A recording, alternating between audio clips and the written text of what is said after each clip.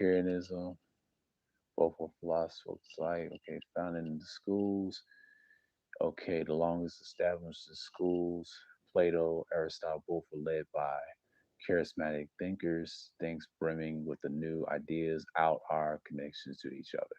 How to achieve a more peaceful existence in a turbulent time. We know from Epicurus's letters referring to by the Dionys Lyrius, okay, that's the Stoics were originally also named for their charismatic leader, being first dubbed the Xenians, the Xenoians, or something like that. Okay, is it Xenoians? Yeah, Xenoians. Okay. Both schools fashioned themselves philosophies of life, focusing on the art living. Both schools saw themselves as offering a fundamental therapy or care of the soul. Both put practical wisdom, awareness, at the core of their teachings. Both schools favored self control, moderation to help reduce anxiety, increasing tranquility. So far, so good, right? And here's about the pleasure and pain part versus virtue alone. It's kind of like a nihilist utilitarian argument, right? Okay. One should laugh, philosophy, budget, arrange all time, personal affairs, never stop uttering the correct philosophy, Epicurus. When it came to uh, okay, when it came to defining happiness, however, the two schools move into opposite directions. Epicureanism focused on the pursuit of pleasure within the bounds of moderation and the avoidance of pain. To the Stoics, who were influenced by both Socrates and the Cynic tradition, equating pleasure with the good and pain with evil, was just poor thinking. They took more of the Stoic path to happiness, focusing instead on the virtue alone as its way of denying denying that the Epicurean pursuit of pleasure, avoidance of pain, could have ever bring true happiness. For the part, the Epicureans reject this kind of aestheticism. Okay, the aestheticism, the kind of aestheticism, but they still were not unregulated hedonists.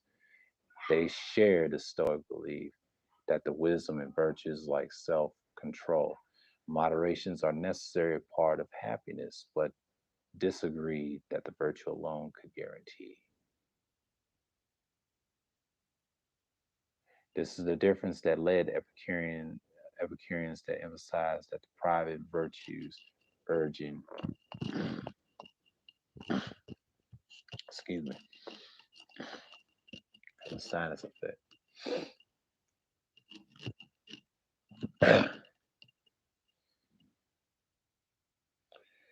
Urgence. Okay, I forgot my place. Emphasize the private virtues urging and adherence of withdrawal from the illusions. Other political world joining together with the like minded friends in gardening, where they could practice a regimen of the modest pleasure and fellowship. Here they felt one could avoid all the pains of life, hunger and thirst, heat and cold, the fear of war and death in the world of Alexander the Great's warring successors. With Athens under the garrison for such much of the third century BCE, this was an attractive proposition. To the Stoics, whose philosophy was formed out of the refuge of the garden, but in an open mark in the Athenian agora, this kind of a retreat into the private morality made no sense. They felt that the fullness virtue encompass our social roles and duties. Involving justice is more than a mere byproduct of some utilitarian social contract. No, said the Stoics, it wasn't that the pursuit of pleasure and avoidance of the pain that would bring happens by only pursuit of the fuller virtue that could bring happiness, and one did not depend on internal feelings of comfort or discomfort or any external sources of those feelings. Yes, Epicureanism is utilitarianism. Stoicism is really nihilistic in a way. Because Stoicism can be considered utilitarian, but the problem is it's considered um, nihilistic because I fear that nihilists have more seriousness because there's such much stoic. So yes, we are. This is a part two of Epicureanism, and I'm going to look at it as part two. Right. The problem with this series is kind of like nihilism versus utilitarianism because when I research utilitarianism, yeah, peace stream teams, and yeah, this is kind of a summary of what I've done with the esoteric shit that I'm on. You know, I'm just gonna put this into play because you got a lot of manosphere dudes don't know the difference between the two philosophies. They just throw words out in the 2.0 sector. It's a damn shame. Okay, you got the materialists, but the opposing physics. So the two schools set different goals for the art of living.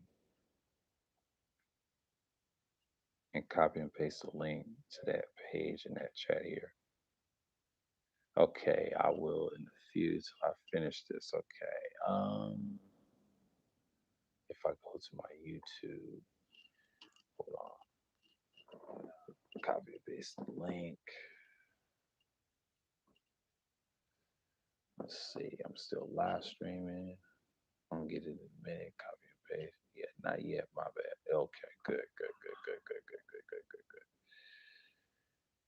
I ain't trying to deal with NT right now. Yeah, we're gonna get this underway. Yeah.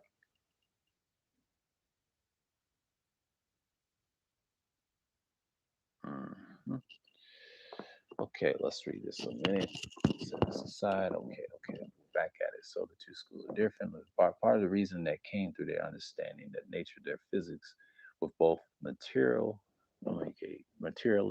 were quite different. Both schools believed that the material bodies were the only thing that exists, deny any real form of immaterial things. The Stoics believed that the they were other real things like time and space and void and meaning, but that didn't exist in the way that bodies do.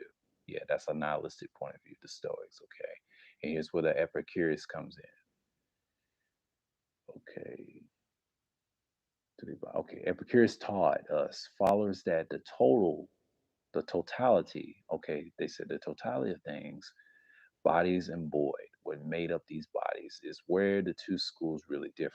See, Epicurus is before there was utilitarianism, they got it from Epicurus, and that's how further it comes.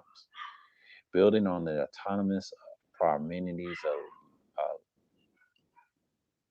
what's that? Okay, Parmenides, Leucippus, okay, Demon, Demetrius, okay, Demetrius and Epicurus saw the world of blind atoms interacting without reason or purpose. Indeed, it was the random sphere of atoms that accounted for their conclusion and the ultimate gathering into large bodies.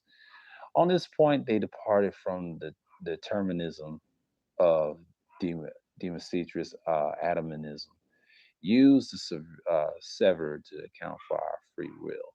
Our sense depend on these atoms, and every sensation is a true event. Error only arises in our judgments about these events. We're living in a random swirl of atomic interactions, must use our sense and judgments to gain better knowledge about the world. In addition to our senses and judgments, we have our feelings by which apprehended pleasure and pain. For Epicureans, the gods were merely a construct. You hear that word again, construct. That's a form of utilitarianism, right? Of our minds. However, Epicurus taught us that atheism itself is a form of lunacy that only brings trouble. In practice, he was an agnostic. You hear that word again, agnostic, right? For the purpose of less conflict. Stoics physics, while sharing a belief in material bodies, reject random movements, atoms, and instead of saw a fiery divine rationality and thoroughly mixed through the entire material universe. God and nature were one and the same thing.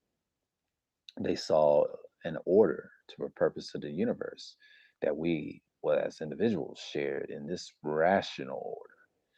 The Stoics believed there was predetermined quality to the cosmos, but instead that within it we very much have a free will choice, whether in our individual nature will be in according with the nature or not. How we decide this has everything to do with our happiness in life. Their physics led them straight to the seeds of the virtue they believe we implanted in us, all to the imperative of developing them in all we do. Yeah, that is materialist, but with opposing physics. So Stoics were more nihilistic. BGS trying to say Stoics is like utilitarianism, which is not. It's Stoicism is basically like a nihilistic point of view. They were serious about what they did. Evercurious or the Epicureans are more utilitarian. That's the previous argument. That's when it goes back to the oldest disputes in the world, religion and politics. So, with the doctrinal difference, it's not surprising to see the first flashes of conflict between schools happening around the oldest subjects dispute in the world, religion and politics. The main point of the conflict on religion between the schools was the Stoic belief in providence. The Epicureans believed that if the gods exist, the blessedness would be upset by having to be involved with human affairs. Messy as they are, they held in an anthropomorphic view of the gods as human constructs with lessons to teach us, but not much more than the Stoics. By the contrast, saw divine involvement in creation and function of the universe in our human lives.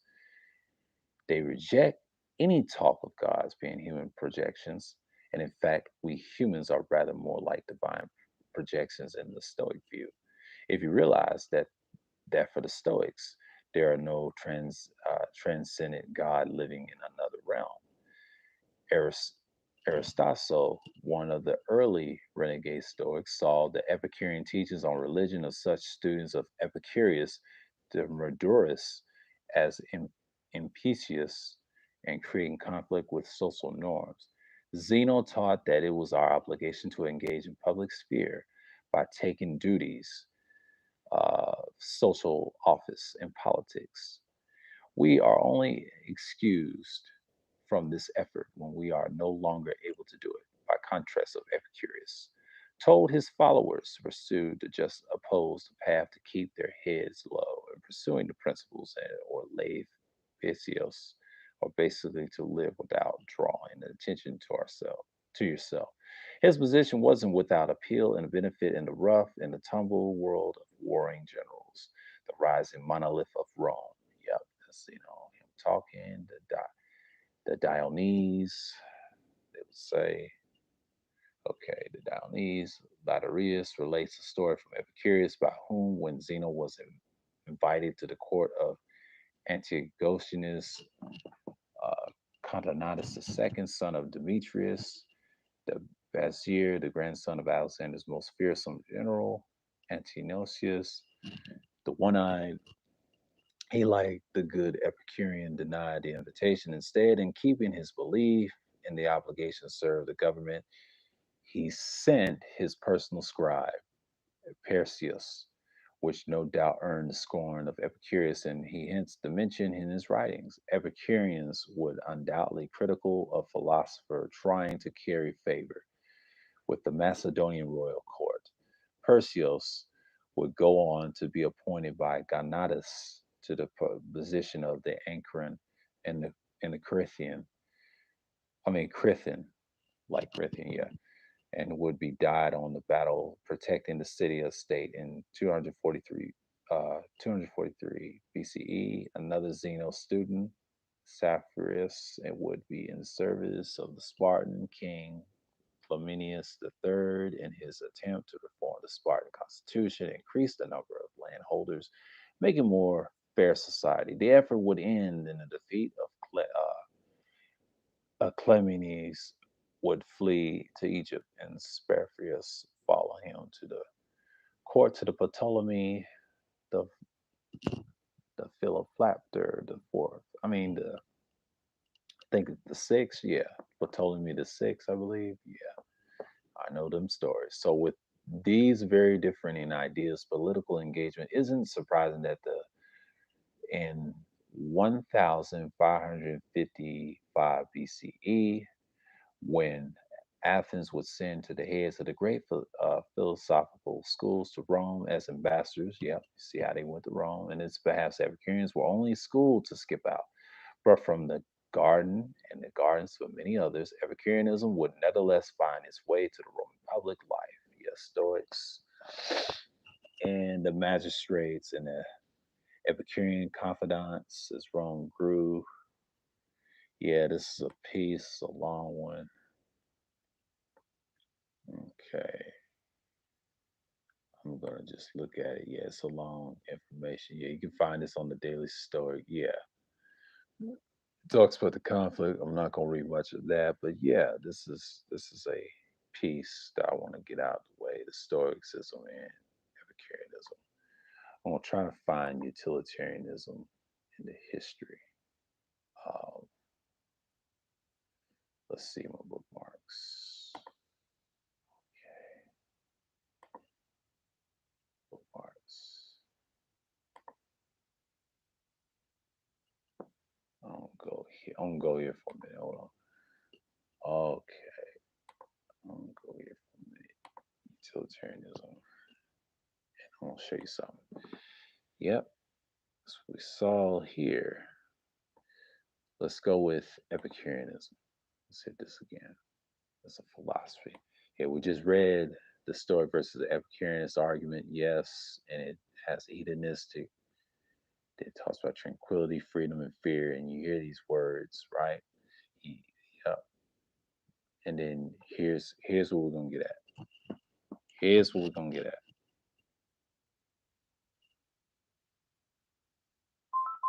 Yeah, wait, what's the website? Oh, the website for the other one, it is called dailystoic.com, stream teams. And this one is on uh, philosophybasics.com. Okay, not a problem. Okay, let's see what we got here. Let's see what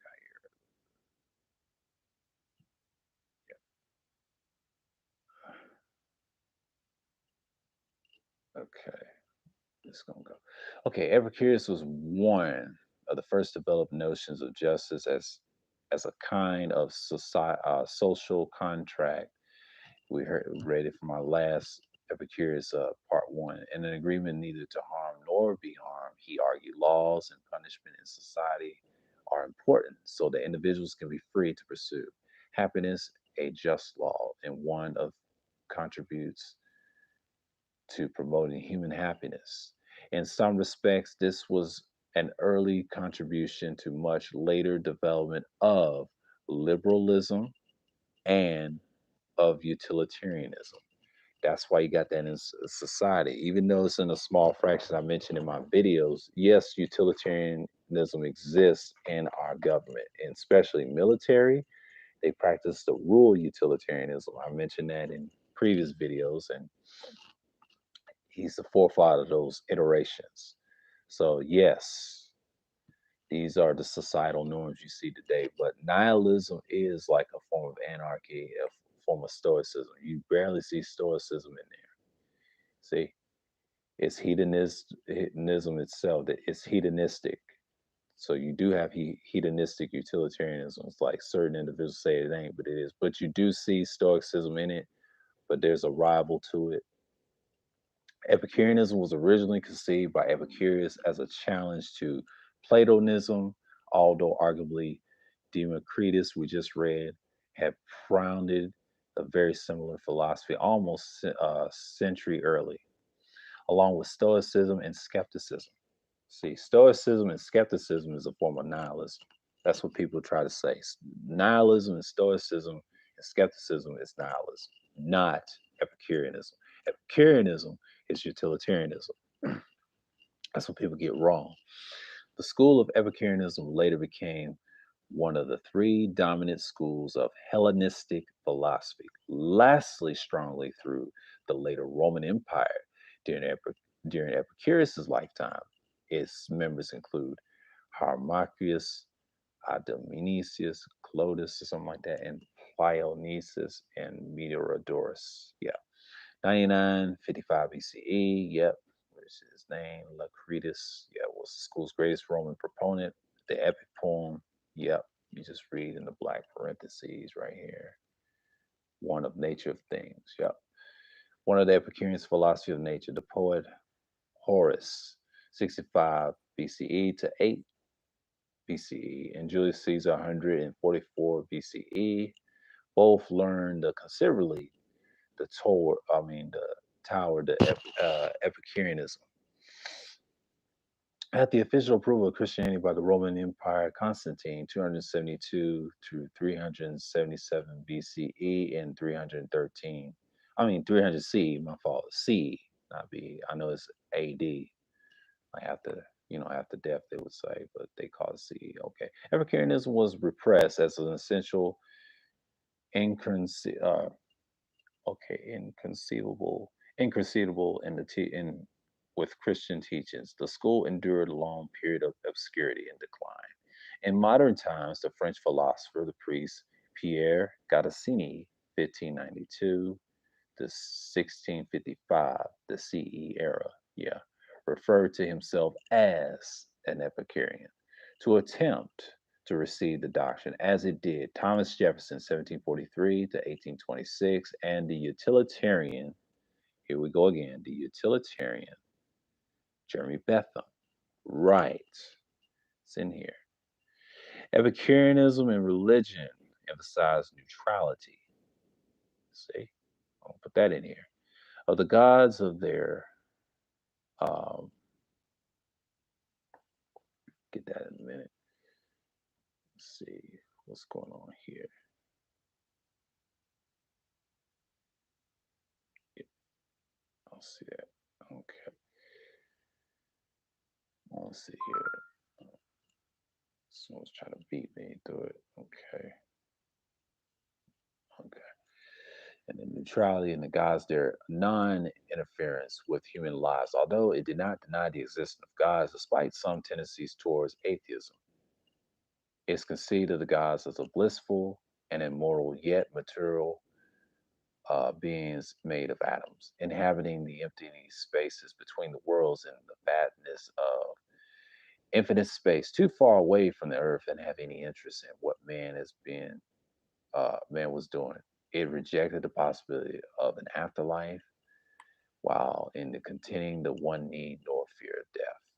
It can be argued that the philosophy is atheistic on practical level, but avoids the charge of atheism on the theoretical level, thus avoiding the fate of Socrates, who was tried and executed for the atheism of his beliefs. The paradox of Evercurious is the earliest known description of the problem of evil. See the selection of philosophy of religion, and it's a famous argument against the existence of an all-powerful uh, pre, okay, a provincial God or its gods. Okay, it can be stated if God is willing to prevent evil, but is not able to, then, and He is not omnipotent. And if He is able but not willing to, then He was malevolent. If He is both able and willing, then why there is such thing as evil? If He's neither able nor willing, then why call Him God at all? There are interesting parallels in Buddhism, they would say, which is similar to emphasize of a lack of divine interference and has aspects of uh, atomism. Bud- uh, Buddhism also resembles Epicureanism in the temperance of including belief that are great excessively to great dissatisfaction. Yeah, Epicureanism is a form of utilitarianism, and I just read the religious aspect. I don't get into heavy philosophy, but these dudes in 2.0 space blur out these words. This is just information you need to know.